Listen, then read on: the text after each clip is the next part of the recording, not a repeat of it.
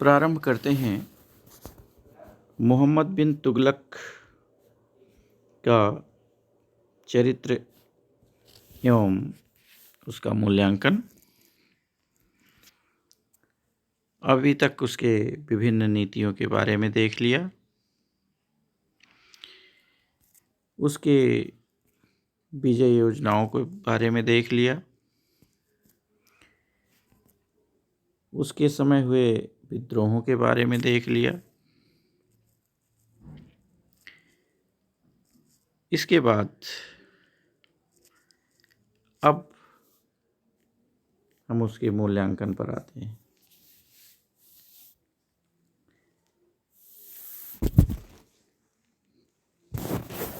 बरनी और Ibn Battuta जैसे तत्कालीन लेखक उसके व्यक्तित्व, गुण और दोष के संबंध में विरोधी बातें करते हैं।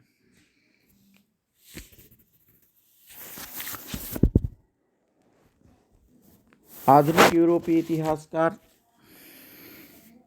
कुछ अलग ढंग से बोलते हैं। एल्फिंस्टन ने कहा कि उसमें कुछ अंशों में पागलपन विद्यमान नहीं था। ध्यान से समझें, कुछ अंशों में पागलपन विद्यमान नहीं था, बाकी था, कुछ अंश में नहीं था, एल्फिंस्टन का कहना है। दूसरे विद्वान हैं जैसे हैवेल, एडवर्ड टॉमस, B.A. स्मिथ, ये एल्फिंस्टन के मत को स्वीकार कर लेते हैं, लेकिन गार्डिनर ब्राउन ने कहा कि उसका चरित्र उज्जवल है। उसे पागल, रक्त पिपासु, कल्पना जगत में उड़ने वाला, इस तरह के आरोपों से वे मुक्त कर देते हैं। ये कहते हैं ऐसा कुछ भी नहीं था। इस सुल्तान के राज्यकाल पर 2 प्रमुख विद्वानों के ग्रंथ उपलब्ध हैं, फिर भी विवाद चलता रहता है। बरनी और इब्न बतूता, 2 विद्वान। इसमें कोई संदेह नहीं कि वह बहुत अधिक विद्वान था।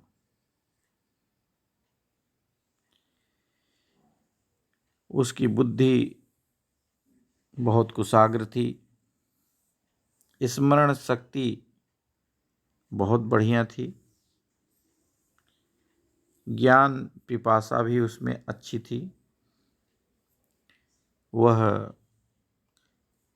हेतु विद्या, दर्शन शास्त्र, गणित, ज्योतिष शास्त्र, भौतिक विज्ञान, फारसी साहित्य और फारसी काव्य का अच्छा जानकार था, अच्छा विद्वान था।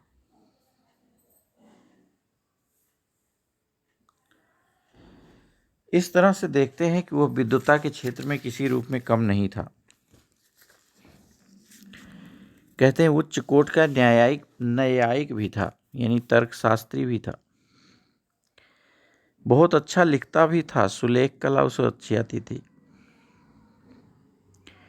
ललित कलाओं और विशेषकर संगीत का उसे बहुत अच्छा ज्ञान था और बहुत प्रिय था। विभिन्न विद्याओं और कलाओं का पोषक सा सत्संग करता रहता था। नैतिक स्तर भी उसका बहुत ऊंचा मानते हैं। स्वाभाविक रूप से जो सुल्तानों में व्यसन होते हैं वो उसमें नहीं था। यह उदार था। बर्नी और इब्न बतूता दोनों इस तरह की बातें करते हैं। वो दान, भेंट, पुरस्कार देने में एकदम खुले हाथ रहता था, सहृदय था। यह जरूर है कि उसमें धार्मिकता बहुत अधिक थी, कट्टरता अधिक थी।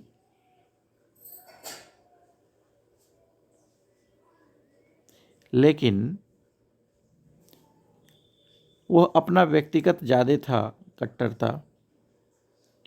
5 बार नमाज पढ़ना, रोज़ा के संबंध में सावधान रहना, नियमबद्ध होना, ये उसकी अपनी बात थी।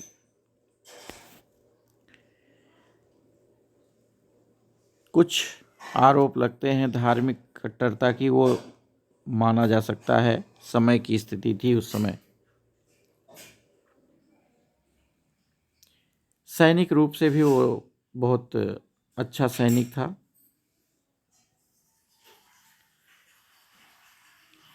यह विभिन्न धर्मों और स्थितियों के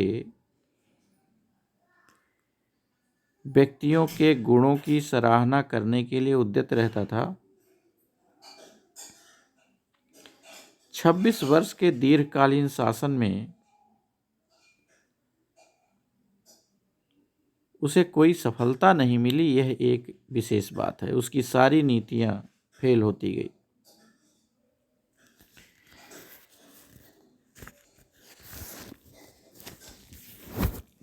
मृत्यु से पहले ही दिल्ली सल्तनत का आकार सिकुड़ता चला गया।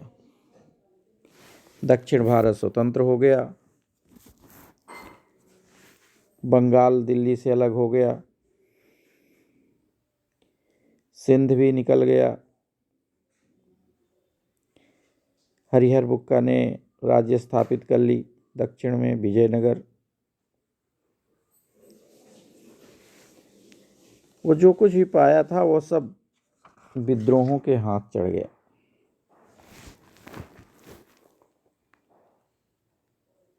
उसने जो योजनाएं बनाई, सबसे बड़ी अभिलाषा थी कि राजधानी साम्राज्य के केंद्र में हो, निष्फल हो गई। जनता का कोप भाजन बनना पड़ा। बर्नी कहता है, मैं लोगों को विद्रोह और विश्वासघात के संदेह पर दंड देता हूं। मैं लोगों को विद्रोह और विश्वासघात के संदेह पर दंड देता हूं। साधारण से साधारण धृष्टतापूर्ण कार्य के लिए मैं अपराधियों को मृत्युदंड देता हूं।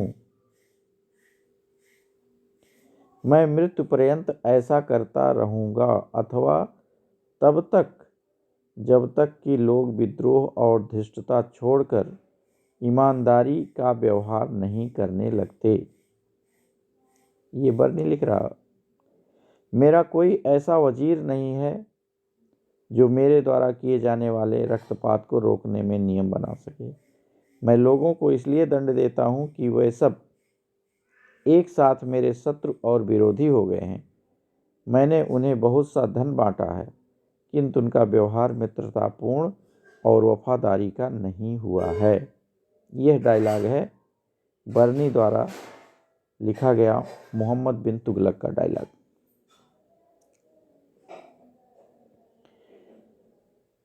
वास्तव में उसकी बातों में बहुत सारा सत्य बात है। दंड देने में खाल खिंचवाने जैसी स्थिति क्रूरतम काम करने में तो ये निश्चित तौर पर था। आपको मैंने इसके पहले वाले वीडियो में बताया भी था कि विद्रोह दमन के समय खाल खिंचवाने का काम कर रहा था ये। इसके साथ के जो लोग थे अविवेकी थे, इसलिए उलेमा भी उसके विरुद्ध हो गए थे, क्योंकि वो राज्य के कार्य में हस्तक्षेप नहीं कर पा रहे थे। सुल्तान बहुत ही संतुलित व्यावहारिक निर्णय करता था।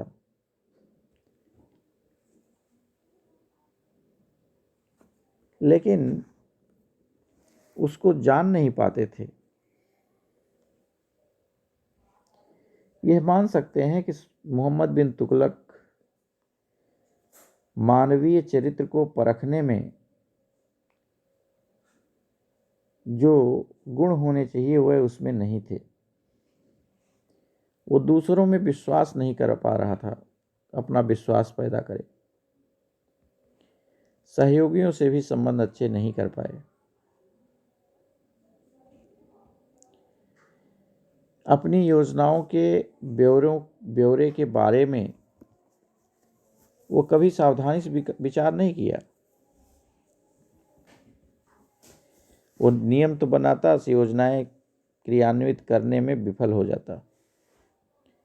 उसकी सोच केवल कागजों तक रह जाती, लिखने तक रह जाती।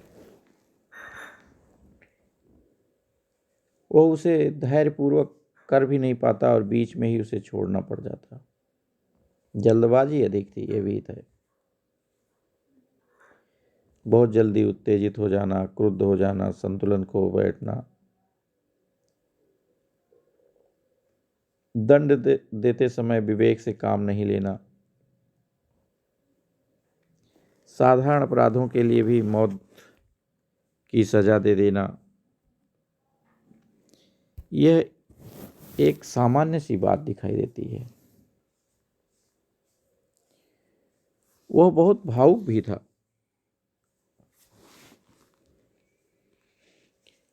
ये बार बार सोचता रहता था कि अकारण लोग हमारे विरुद्ध हो गए। हमने तो बहुत उदारता दिखाई। अब फिर सोचने लगता था कि नहीं, उन्हें दंड मिलना चाहिए। और यही उसके असफल होने का कारण बना। अगर जनता बहुत पिछड़ी हुई थी तो एक बुद्धिमान, व्यवहार कुशल सुल्तान की तरह उसे चाहिए था कि जनता को अपने साथ लेकर चलते, उन्हें समझाता कि इससे क्या लाभ होने वाले हैं, हम जो सुधार कर रहे हैं, आगे चलकर क्या फायदा होगा। और जनता निश्चित तौर पर समझ भी सकती थी।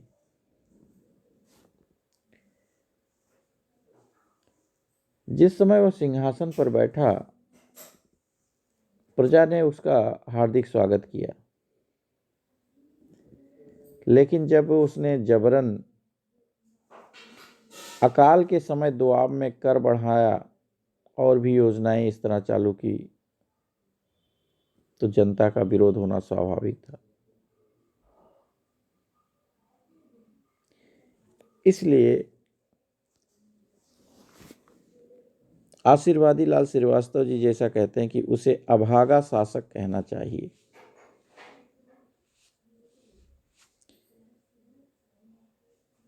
उसका दुर्भाग्य उसकी विफलता का कारण था, ऐसा विशेष रूप से मान सकते हैं। सब कुछ अच्छा होते हुए भी पूरा अच्छा न कर पाना, यह एक बहुत बड़ी उसकी कमी थी। जनता को विश्वास में ले लेता, मंत्रियों को विश्वास में ले लेता तो शायद समस्या ऐसी नहीं होती। शायद विश्व का सबसे अच्छा सुल्तान साबित होता, भारत शायद बहुत आगे गया होता। लेकिन पब्लिक और उसके मंत्री, उसके निकटवर्ती लोग उसे समझ नहीं पाए, बल्कि उसे अगर समझे भी तो उसको निगेटिव ढंग से पेश किए या उलट करके देखने की कोशिश की कि कैसे इसको हम नष्ट करें, कैसे इस योजना को विफल करें। वो विफल करने में लग गए, पॉजिटिव सोचने की कोशिश ही नहीं किया, अन्यथा उसकी योजनाएं किसी रूप में भी बहुत अच्छी थी। चरित्र और मूल्यांकन का एक पार्ट यहीं पर समाप्त करते हैं। इसका दूसरा पार्ट अगले वीडियो में देखते हैं। तब तक के लिए धन्यवाद बहुत बहुत।